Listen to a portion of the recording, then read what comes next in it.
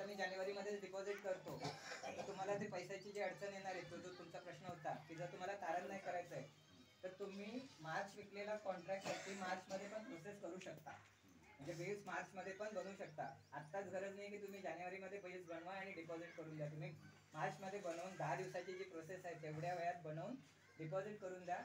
मार्चच्या शेवटीपर्यंत त्याचा रिपोर्ट आला पाहिजे. रिपोर्ट ओके असेल तर तुम्हाला एप्रिलच्या पहिल्या आठवड्यात, पहिल्या 3 दिवसात पेमेंट येऊन जातं.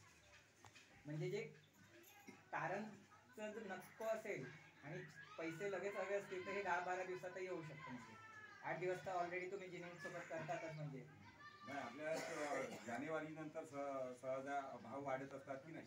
आपला माल निघते नोव्हेंबर डिसेंबरमध्ये. ह्या जर गाठी जर आपण तयार केल्या आणि त्याच्यावर जर तारण जर मिळत असेल तर ते आपण केव्हाही विकू शकतो ना. नंतर भाव योग्य मिळाल्यानंतर आपण केव्हाही तो माल विकू शकतो. आणि त्याची गरजही भागून जाते. आर्थिक गरज जी आहे शेतकऱ्याची ती 70% पर्यंत भागून जाते.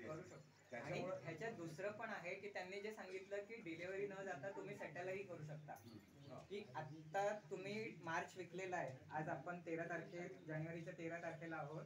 मार्चचा वायदा आपण विकलेला आहे.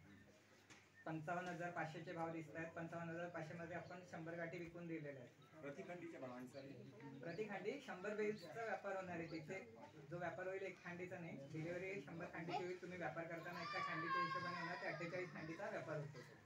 48 खांडी तुम्ही विकून दिल्या समजा मार्चच्या 55,500च्या भावाने, आणि उद्या समजा मार्चचेच भाव 54,000 दिसत आहेत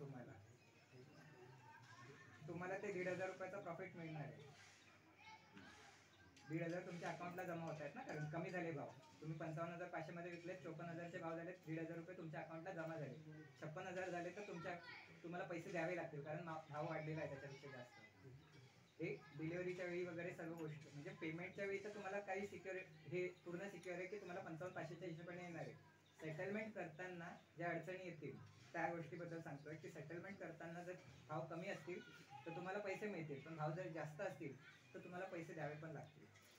याचं प्लस मायनस दोन्ही बाजू मी तुम्हाला सांगतोय. आता मी सर्व चांगलं सांगून गेलं आणि नंतर जेव्हा करायच्या वेळी जर काही मायनस गोष्टी आल्या तर तुम्ही बोलाल की त्यावेळी मग कोणी सांगितलं नव्हतं या गोष्टी. तर मग दोन्ही बाजू शकतो शेतकऱ्यांचा. पण त्यावेळी नाही, मग त्यावेळी आमचा रोल येतो, त्यावेळी वनराईचा रोल येतो की तुम्ही कधी करावं, तो व्यापार कधी करावा, त्याचं सेटलमेंट करावं की त्याची डिलिव्हरी द्यावी. तिथे मग आम्ही बसलेलो आहोत तुम्हाला मार्गदर्शन करण्यासाठी. तुमच्याकडे कापूस आहे पण तुम्हाला ते कधी करणं, काय करणं, कसं करणं हे सर्व गोष्टीचं तुम्हाला ज्ञान नाही आहे. पण मग तिथे मग मॅनेजमेंटचं काम येतं. तिथे मग वनराई आमच्याशी कॉन्टॅक्ट करू शकते की सर आत्ता प्रोसेस करायचं आहे का, आम्हाला कधी मार्केट करायचं आहे, आम्हाला डिलिव्हरी द्यायची की आम्हाला सेटल करायचं आहे. आम्हाला जर वाटतंय की भाव पुढे खूप वाढणार आहे आणि शेतकऱ्यांचं नुकसान दिसतंय तर आम्ही त्या दिवशीच्या भावावर तुम्हाला सेटलही करायला लावू शकतो की थोडा प्रॉफिट घेऊन तुम्ही सेटल करून टाका.